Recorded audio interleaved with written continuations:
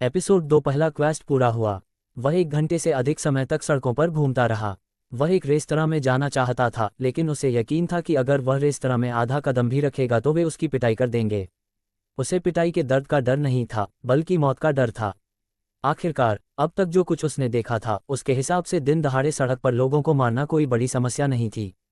बेशक अगर मरने वाले की पृष्ठभूमि जटिल रही हो तो समस्या जरूर होगी, लेकिन अगर नोलन, एक बदबूदार भिखारी, मर गया और उसे मारने वाला थोड़ा ज्यादा प्रभावशाली था, जैसे कि उसका एक रेस्टोरेंट था, तो कोई उसे परेशान नहीं करेगा या उस भिखारी की परवाह नहीं करेगा जिसने अपनी जान गंवाए। दूसरे शब्दों में, इस दुनिया में अमीर राज करते हैं जबकि गरीब डर से कांपते हैं।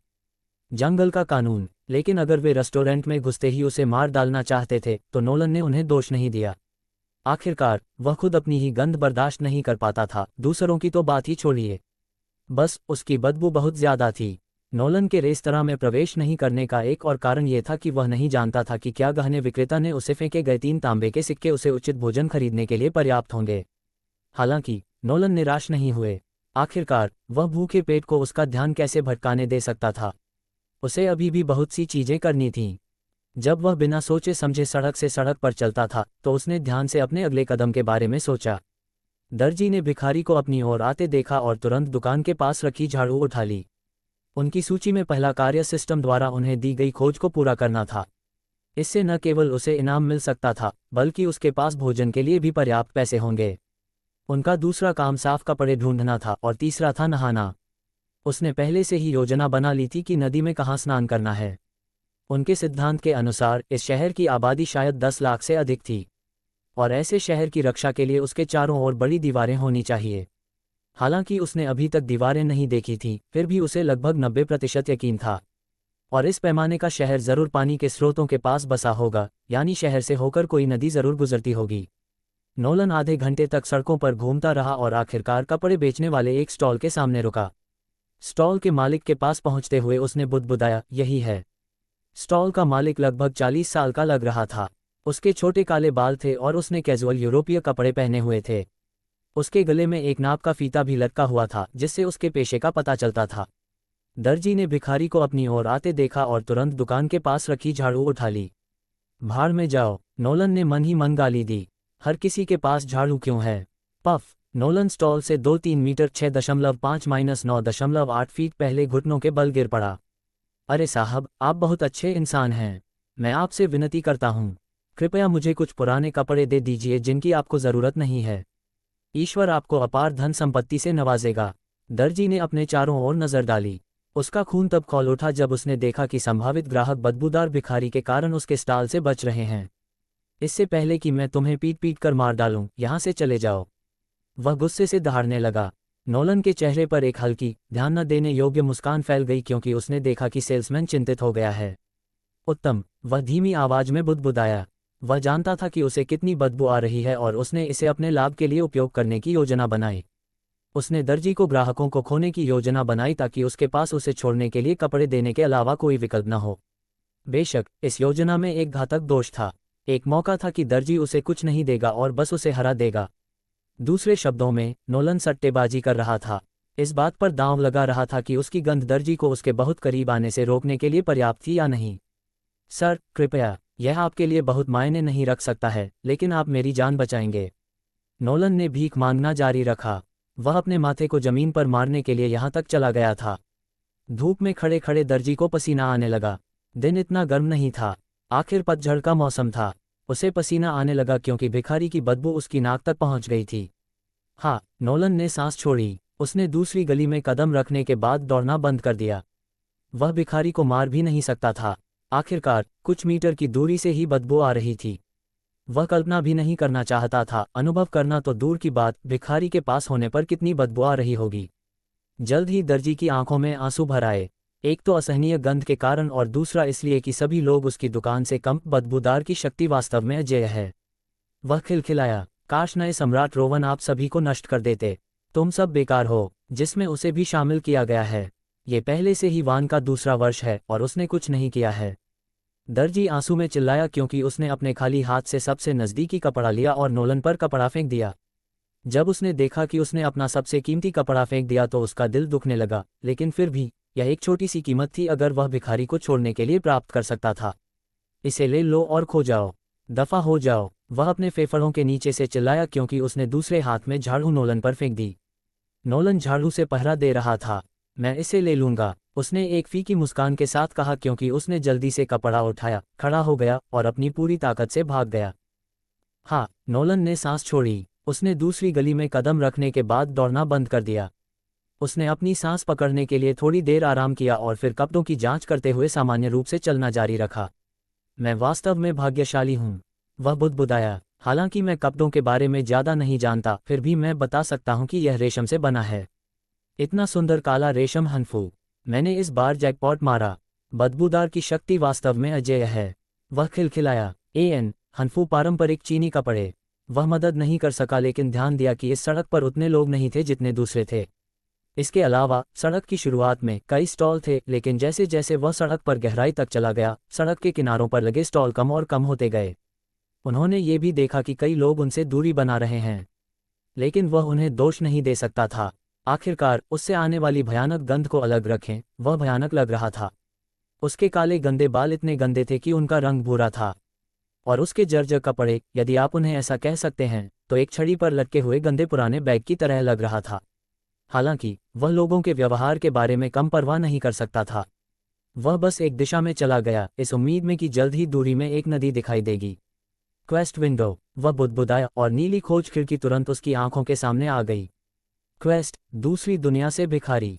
10 बार भीख मांगें, 2/10। दुनिया के बारे में जानकारी इकट्ठा करें, 1/1। इनाम, पुराना रस्टी फावड़ा XP 15। ओह, नोलन ने सदमे में कहा। मैंने खोज के लिए दूसरी आवश्यकता कब पूरी की? जैसे जैसे वह चलता था, उसने उन घटनाओं को याद करना शुरू कर दिया जो उसके इस दुनिया में स्थानांतरित होने के बाद से हुई थीं। आह, उसने हताशा में अपना सिर रगड़ा। मेरा किसी के साथ केवल तभी संपर्क हुआ जब मैंने भीख मांगी थी, और उन्होंने शाप के अलावा बहुत कुछ नहीं कहा। मैं, नोलन रुक गया। उसने दर्जी द्वारा उसे शाप देने वाले हर विवरण को याद करने पर ध्यान केंद्रित किया। काश नए सम्राट रोवन ने आप सभी को नष्ट कर दिया होता। तुम सब बेकार हो, उसे भी शामिल करना। ये पहले से ही वान 2 का दूसरा वर्ष है और उसने कुछ नहीं किया है। इतना ही, नोलन ने कहा, अपने खाली हाथ से अपने माथे पर थप्पड़ मारा और चलना फिर से शुरू कर दिया। हालांकि उसकी अभिव्यक्ति गंभीर हो गई। वान का दूसरा वर्ष, इसका मतलब है कि वे प्रत्येक सम्राट के सिंहासन पर चढ़ने के बाद 0 से वर्षों की गणना करते हैं। कुल मिलाकर मैं एक साम्राज्य में हूं और वे प्राचीन चीनी की तरह वर्षों की गिनती करते हैं। नोलन चलते हुए खुद से बुदबुदाया। वह काफी देर तक चलता रहा। आखिरकार दूर एक नदी पर नजर पड़ते ही उसने कहा। उसने समय नहीं गंवाया। उसने जल्दी से अपने चारों ओर एक नज़र डाली। सड़क के किनारे कोई स्टॉल नहीं थे। वह जल्दी से सड़क के दाईं ओर चला गया, बैठ गया और एक पुरानी इमारत की दीवार पर झुक गया।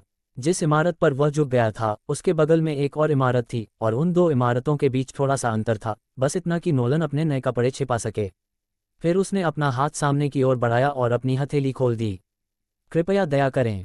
वह 2 घंटे तक एक रास्ता से एक ही शब्द दोहराता रहा। बीच बीच में कोई उस पर दया करके 2-3 तांबे के सिक्के उस पर फेंक देता। डिंग, quest the beggar from other world को पूरा करने पर बधाई। आपको प्राप्त हुआ पुराना जंग लगा फावड़ा XP 15। 2 घंटे की भीख मांगने के बाद आखिरकार उसने अपनी खोज पूरी कर ली। उसने ये भी देखा कि उसका कौशल भीख मांगना स्तर 1 कितना उपयोगी था। अगर ऐसा न होता तो उसे खोज पूरी करने के लिए 2 घंटे से भी ज्यादा समय तक भीख मांगनी पड़ती। जैसे ही उसकी आंखों के सामने पूरी हुई खोज वाली विंडो खुली, उसके चेहरे पर मुस्कान फैल गई। हालांकि उसके पास खुश होने का समय नहीं था। उसका पेट गुस्से से भरे जानवर की तरह गुर्रा रहा था। उसने जल्दी से इमारतों के बीच से नए कपड़े उठाए और नदी की ओर चल पड़ा। वहां पहुंचने में उसे आधा घंटा और लग गया, और जब तक वह पहुंचा सूर्यास्त हो चुका था। उसे पहले जितनी भूख तो नहीं लग रही थी, लेकिन उसका पेट अभी भी बीच बीच में हल्की सी आवाज निकाल रहा था। हालांकि उसे इस बात की खुशी थी कि नदी के आसपास कोई घर नहीं था। यहां तक कि नदी से सबसे नज़दीकी घर भी लगभग 50 मीटर 164 फीट की दूरी पर था, इसलिए उसे इस बात की ज्यादा चिंता नहीं थी कि कोई उसे नहाते हुए देख लेगा। नदी के किनारे एक अकेला पेड़ खड़ा था जिस पर केवल दर्जनों पीले पत्ते थे। वह पेड़ के नीचे सूखे कुरकुरे पत्तों पर बैठा डूबते सूरज के नज़ारे को निहार रहा था। यहाँ से उसे शहर के चारों ओर की ऊंची दीवारें भी दिखाई दे रही थीं, जिससे उसकी बात 100% सही साबित हो रही थी। दरअसल उसे वहां का नज़ारा पसंद नहीं आया। हालांकि घर दूर दूर थे, फिर भी वह दिन के उजाले में नंगा नहीं होना चाहता था, इसलिए उसने रात होने तक इंतजार करने का फैसला किया। रात जल्दी ही हो गई, इसलिए उसने अपने कपड़े उतार दिए और पानी में उतर गया। उसने लगभग आधे घंटे तक अपने शरीर को साफ किया, और जब तक वह साफ हुआ, वह ठंड से जम चुका था। फिर भी वह तुरंत पानी से बाहर नहीं निकला। इसके बजाय वह नदी में खड़ा रहा और उसका निचला शरीर पानी के नीचे ही रहा। उसने आकाश की ओर देखा। हजारों सितारों से घिरा हुआ साफ आकाश में चंद्रमा चमक रहा था। चांद ने उसकी सांसें लीं। उसने पृथ्वी पर इतना सुंदर चंद्रमा कभी नहीं देखा था, या शहर की रोशनी और शोर ने चंद्रमा की सुंदरता को नष्ट कर दिया। उसे उस सवाल का जवाब नहीं मिल सका, इसलिए उसने बस अपना सिर नीचे कर लिया। उसने पानी में अपना प्रतिबिंब देखा। धुंधला होने के बावजूद वह अभी भी अपनी विशेषताओं को देख सकता था। इतना खराब नहीं, वह सदमे में चिल्लाया क्योंकि वह अपने गीले बालों के माध्यम से अपनी उंगलियों से गुजरा। इसके बाद वह विभिन्न पोज देने के लिए आगे बढ़े। हाँ, मैं सुंदर हूँ। हालांकि वह अपनी सुंदरता की प्रशंसा करता था, फिर भी वह पानी में जम रहा था, इसलिए वह पानी से बाहर निकला और उस पेड़ के नीचे चला गया जहां उसने अपने नए कपड़े छोड़े थे। उसने अपने बालों से पानी निचोड़ा और पेड़ से एक शाखा तोड़ दी। शाखा को हेयरपिन के रूप में उपयोग करके अपने बालों को बांध दिया। फिर उसने अपने कपड़े लिए और उन्हें पहनने की कोशिश की, लेकिन उसे एक समस्या का एहसास हुआ। वह नहीं जानता था कि उन्हें कैसे पहनना है। मुझे इसे कैसे पहनना चाहिए? उसने कोशिश की और कोशिश की, और कई कोशिशों और असफलताओं के बाद ही और आधे घंटे बाद ही उसे आखिरकार पता चला कि हनफू कैसे पहनना है।